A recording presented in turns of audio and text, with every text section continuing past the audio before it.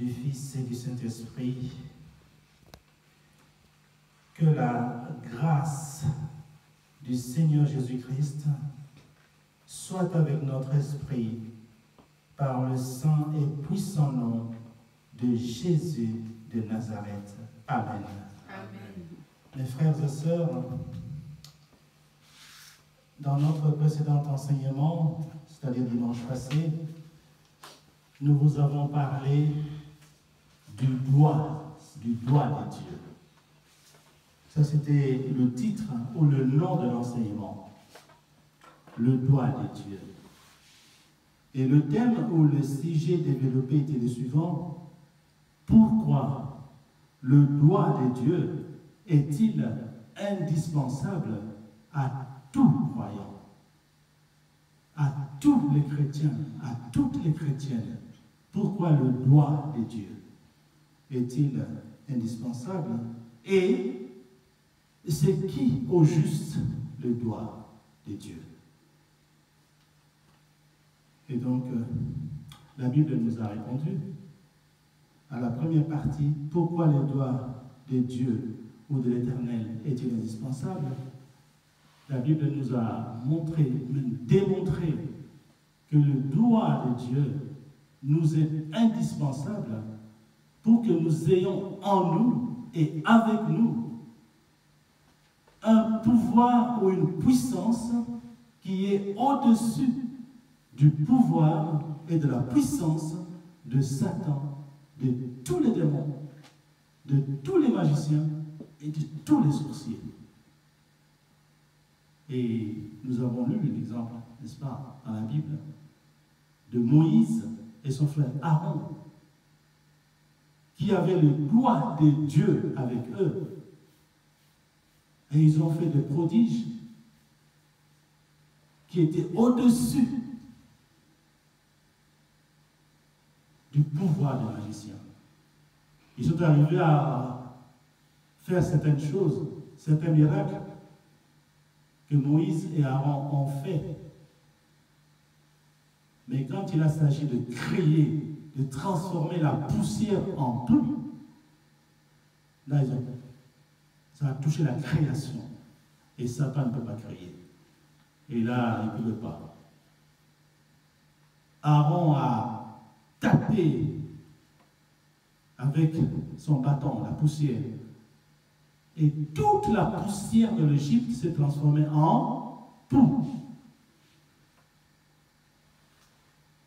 Et les magiciens du Pharaon, ils ont essayé, mais ils n'ont pas pu. Et ils ont dit à Pharaon, là, il y a le doigt de Dieu. Ils ne sont pas arrivés.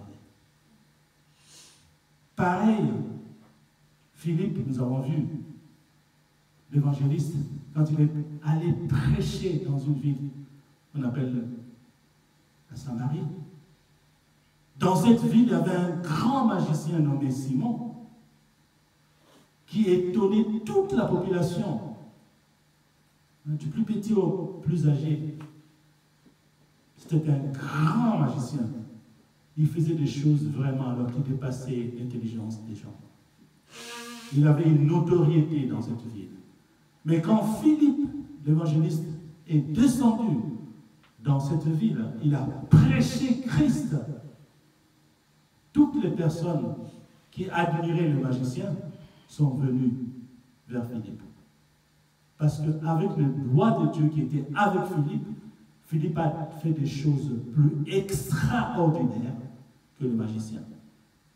Tout ce monde qui suivait le magicien sont venus se faire baptiser par Philippe. Et, comme j'ai dit la fois passée, cerise sur les gâteaux, lui-même, le magicien, il a abandonné la magie et il est venu se faire baptiser par Philippe. Extraordinaire. Et j'ai dit, c'est ce que notre Seigneur Jésus-Christ nous demande. Faire de toutes les nations les disciples de Jésus-Christ. C'est ça notre mission. Nous devons travailler pour que les magiciens, les sorciers deviennent des disciples de Jésus-Christ. Il ne faut pas les tuer, parce que Dieu n'aime pas qu'on tue. C'est un péché. Tuer quelqu'un, c'est un péché. Tuer un magicien, tuer un sorcier, c'est un péché. Parce que la Bible dit ne tue pas, tu ne tueras jamais. Mais il faut prier pour ces sorciers, pour ces magiciens, demander la miséricorde de Dieu et qu'ils deviennent, qu'ils se convertissent, qu'ils abandonnent la sorcellerie, qu'ils abandonnent la magie comme Simon à Samarie et qu'ils deviennent des enfants de Dieu. C'est ça notre travail, faire de toutes les nations les disciples de Jésus-Christ. Voilà en résumé ce dont on a parlé la fois passée. Et si vous voulez, je vous rappelle, la vidéo est sur YouTube. Vous pouvez aller la voir quand vous voulez, autant de fois que vous voulez. Et donc aujourd'hui, nous allons vous parler de la reconnaissance. La reconnaissance. C'est quoi la reconnaissance? Mais la reconnaissance, c'est un sentiment, n'est-ce pas, qui incite à se considérer redevable à une personne de qui on a reçu, n'est-ce pas, un bienfait. Quand quelqu'un nous a fait un bienfait, on a parfois le sentiment d'exprimer notre reconnaissance envers cette personne, c'est normal.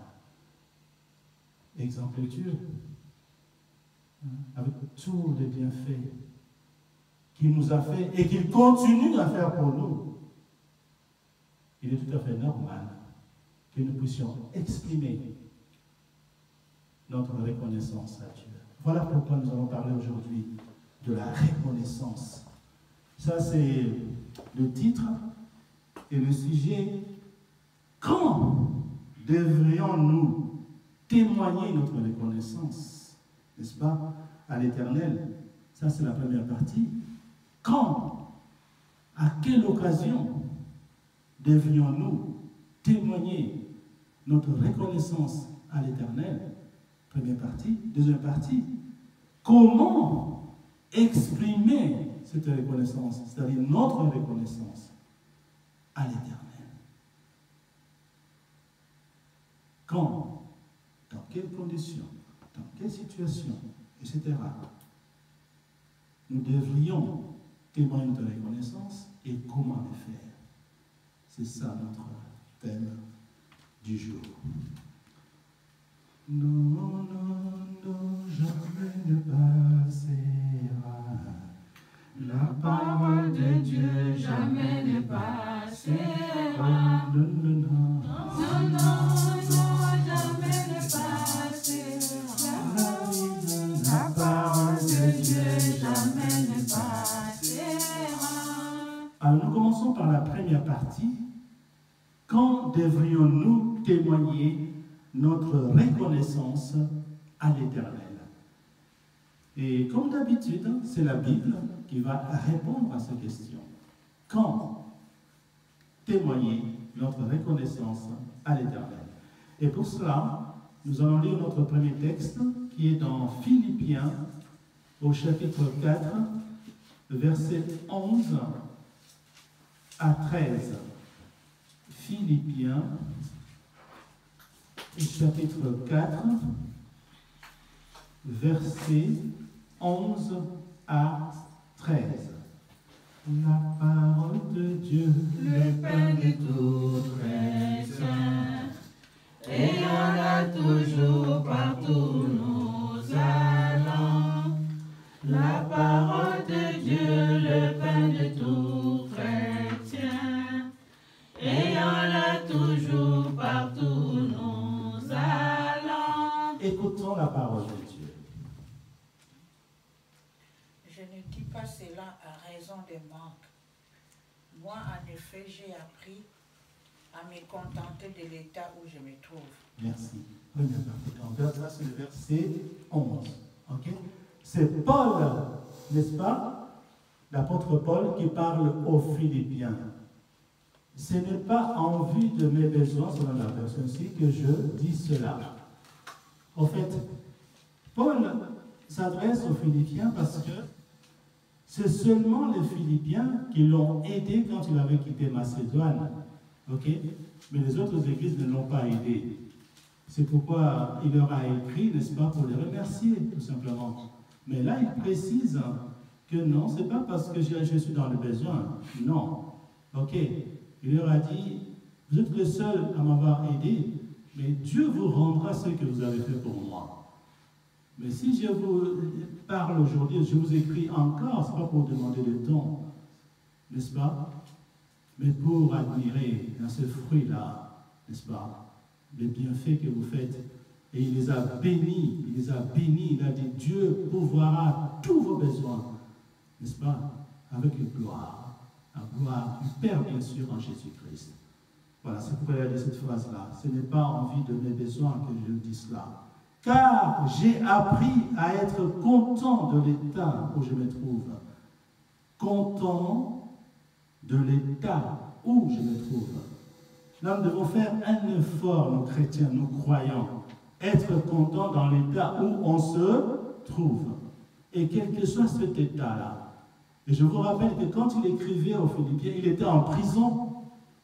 Mais il a profité du moment, ce moment-là, ce temps-là que Dieu lui a donné, n'est-ce pas, pour écrire à ses frères et sœurs.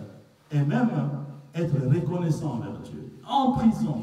C'est pourquoi il a dit, j'ai appris à être content de l'état où je me trouve, parce qu'il était en prison.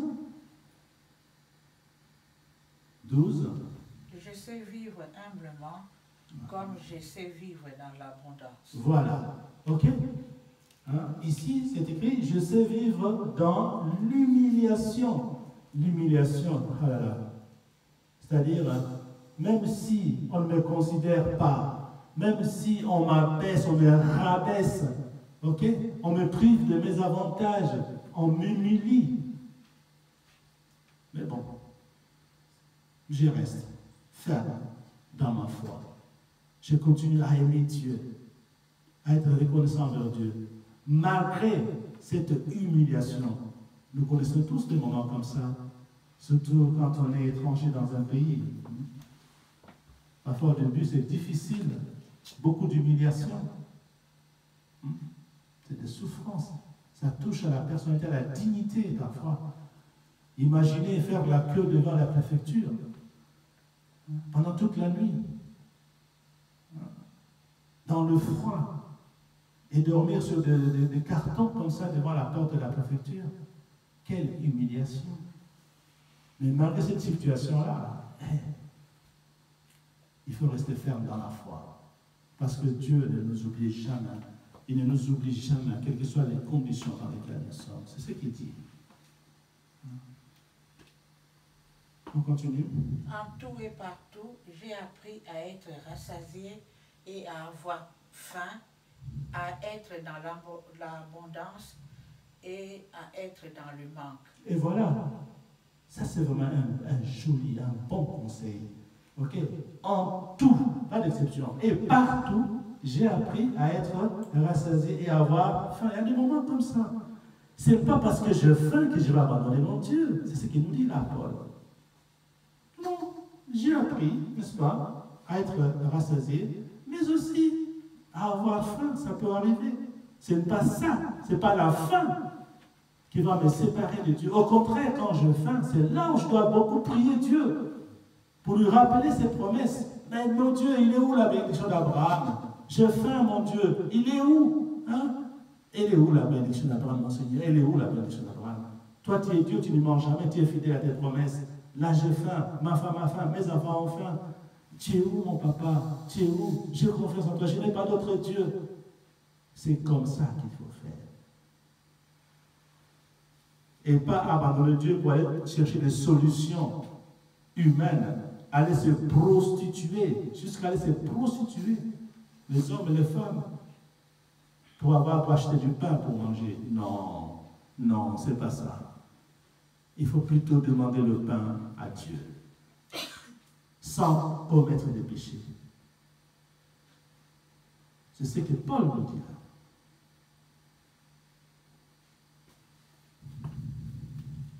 Je peux tout en celui qui me rend puissant. Et voilà, merci. Je peux tout en celui qui me rend puissant. Ce sont des moments passagers. Parfois, c'est des moments des épreuves, tout simplement. Dieu te regarde, comment tu vas faire?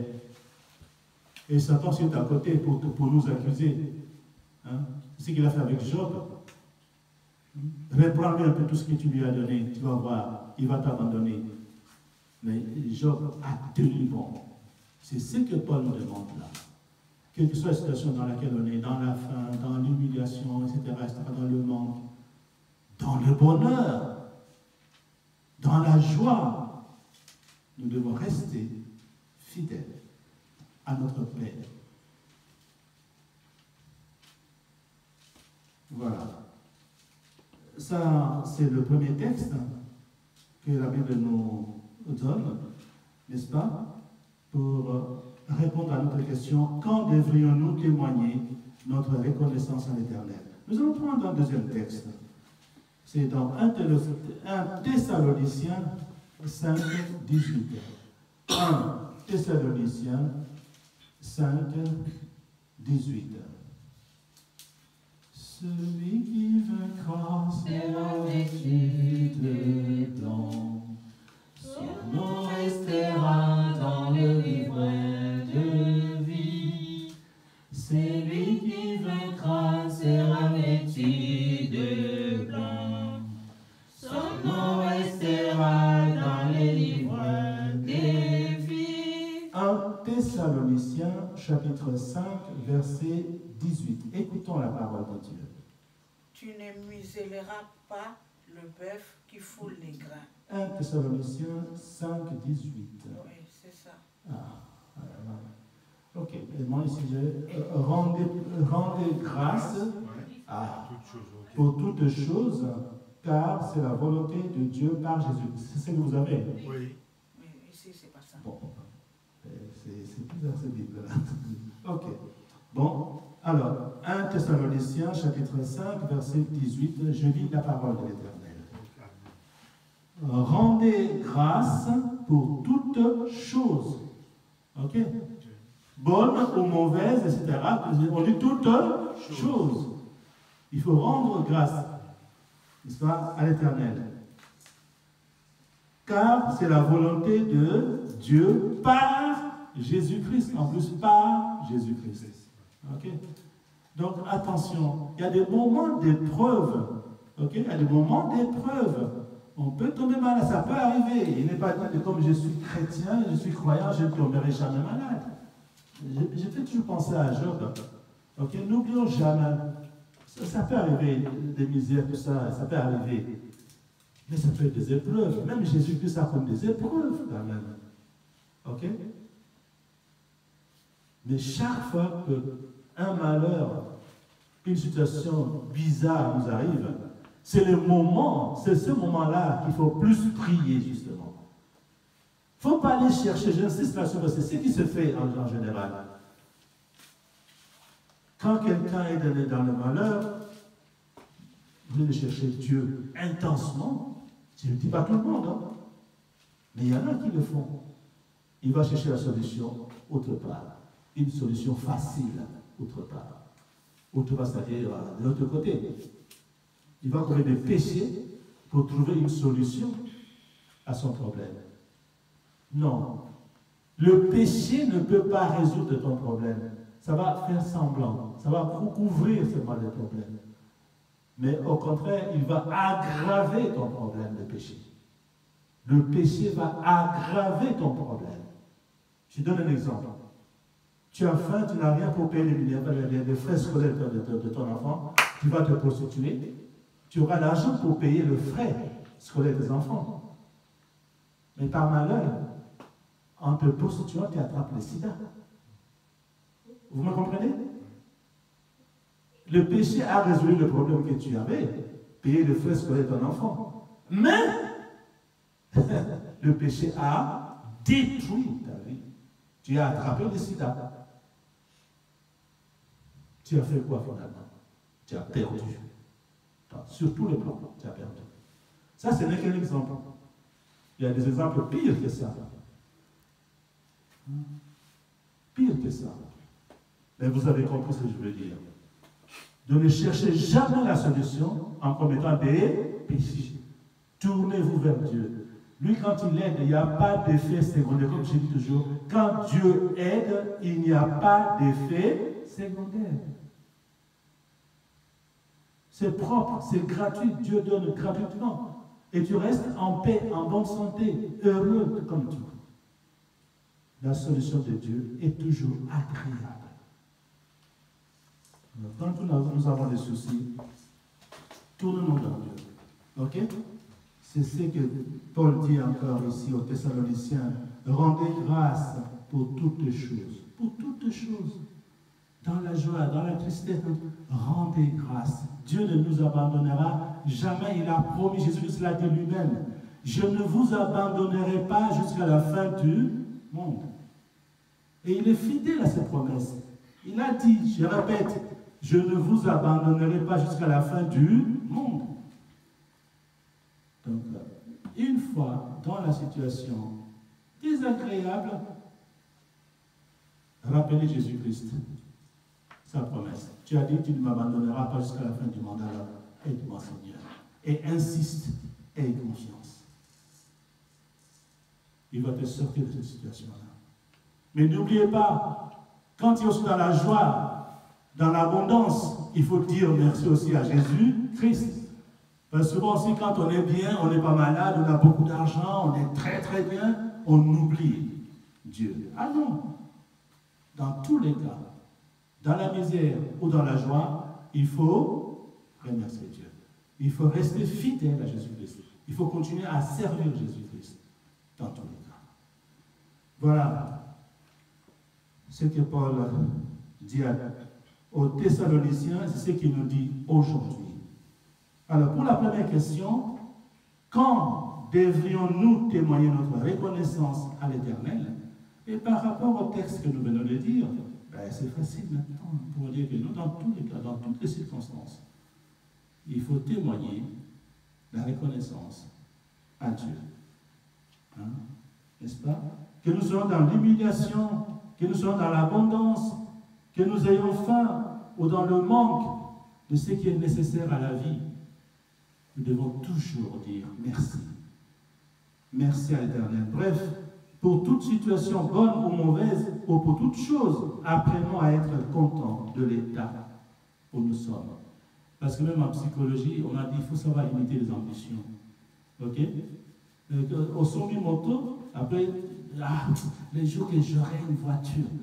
Quand tu vas acheter une voiture, les jours que j'aurai un bateau. Mais quand tu vas acheter un bateau, les jours que j'aurai un hélicoptère. Oh! En lingala, on dit t'es wapi. Hein? En français, jusqu'où tu vas aller. C'est pourquoi il faut être content. Apprenons à être content de l'état où nous. Voilà ce que Paul nous dit. Ok? Bref, pour toute situation bonne ou mauvaise, ou pour toute chose, apprenons à être content de l'état où nous nous trouvons et témoignons notre reconnaissance à Dieu. C'est la réponse à la première question. Nous passons à la deuxième question. Comment exprimer notre reconnaissance à Dieu? Alors, pour cela aussi, nous allons recourir à la Bible. Et cette fois, je pense que nous aurons le même texte. C'est dans Philippiens, au chapitre 4, verset 6. Philippiens, verset 4, verset 6. Chapitre 4, verset 6. Philippiens, chapitre 4, verset 6. Nous allons écouter la parole de Dieu. Ne vous inquiétez de rien, Oui. mais en tout, par la prière et la supplication, avec des actions de grâce, faites connaître à Dieu vos demandes. Et voilà. Merci. Alors, il y a beaucoup de termes, mais pour bien comprendre la parole de Dieu, ces petits termes-là, il faut bien les comprendre. Ok. Alors, c'est quoi ces petits termes? Je ne sais pas de petits termes.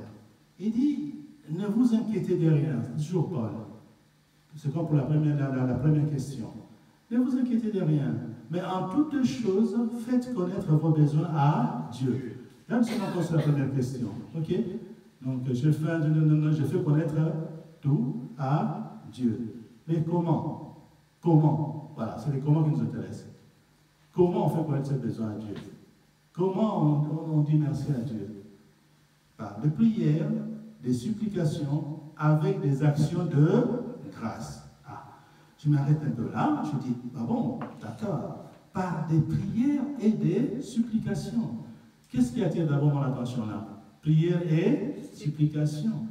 Finalement, je me pose la question, c'est quoi la différence entre prière et supplication? Il ne faut pas sauter, il ne faut pas aller trop vite, et tu vas passer à côté.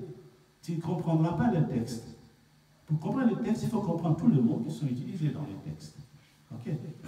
C'est quoi? Alors, nous allons prendre un peu de temps pour concocter, évidemment, ces petits mots-là. On les dit souvent, prière. Ah, il faut prier. Oui, mais c'est quoi la prière? Hein? Ah non, parfois, il faut demander à l'Esprit Saint de Dieu de prier pour nous, parce que l'Esprit Saint de Dieu fait des supplications que nous, humains, ne pouvons pas faire, parce qu'il le fait avec un langage que nous n'utilisons pas, nous, humains. Donc, c'est important de comprendre ce que signifie une supplication. Et la différence entre une prière et une supplication. Ce sont les moyens que Dieu nous donne pour communiquer avec lui, pour demander ou pour nous dire merci. Prière, supplication, action de grâce. C'est quoi ces trois choses-là? Alors, nous commençons par la prière. Selon la Rousse, n'est-ce pas? La prière, c'est quoi? C'est l'élévation de l'âme vers Dieu pour lui exprimer son adoration et sa vénération. Ok? Élévation de l'âme. Ça nous fait déjà penser quelque chose le jour du baptême. Nous avons dit ça. Quand on est baptisé, après notre esprit est élevé par Dieu et il s'assoit dans le lieu céleste. En Jésus-Christ. Élévation. C'est pourquoi les vrais adorateurs adorent Dieu en quoi? En l'esprit. Et cet esprit, il est élevé, il est là, dans le lieu céleste. Bah bon, n'importe comment, c'est pas possible. Mais quand on ne comprend pas ça, tu vas prier, il y a des protocoles. Il y a des protocoles à suivre. C'est une élévation de l'âme. Tu dois oublier la terre, là, tu dois l'oublier. Tu te concentres, ton esprit monte là, dans le lieu céleste. Et ton esprit parle à Dieu. Voilà. Là, ton âme est élevée. Mais tu pries, tu penses, je ne sais pas moi, à ton ami, bien, je sais pas, tu penses à autre chose terrestre, quoi. Tu comprends ce que je veux dire? Et cela, ton âme est élevée, il est encore sur la terre. Parce qu'il pense aux choses de la terre. Quand tu pries, oublie les choses de la terre. Il faut que ton âme soit élevée. Ok? Donc l'élévation de l'âme vers Dieu pour lui exprimer son adoration, sa vénération, ses remerciements en ou action de grâce. Ok? Pour obtenir ses grâces et ses faveurs. Ça, c'est la première signification. Deuxième signification de prière, acte par lequel on s'adresse aux saints pour obtenir leur intercession auprès de Dieu. Là, c'est la doctrine des catholiques. Ok? Ils prient le saint, Saint-tel, prie pour moi. Ça aussi, c'est une prière. Nous, on ne fait pas ça. Hein? Nous, les saints, non. Ok? Mais les catholiques, oui. Hein? Ils prient, ils demandent aux saints de prier pour eux.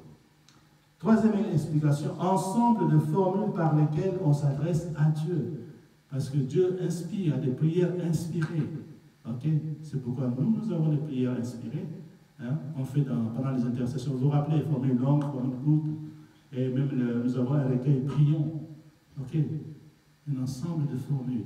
Voilà ce qu'on appelle prière. Mais s'il faut retenir une élévation de l'âme vers Dieu. Donc il faut prier en esprit. Ton esprit doit être là, dans le lieu céleste. Et si ton esprit parle à Dieu. Dans le lieu céleste, assis dans le lieu céleste, dans Jésus-Christ. Bien. Il ne faut pas penser à la nourriture, il faut penser à ceci quand tu pries. Il faut te concentrer vers Dieu.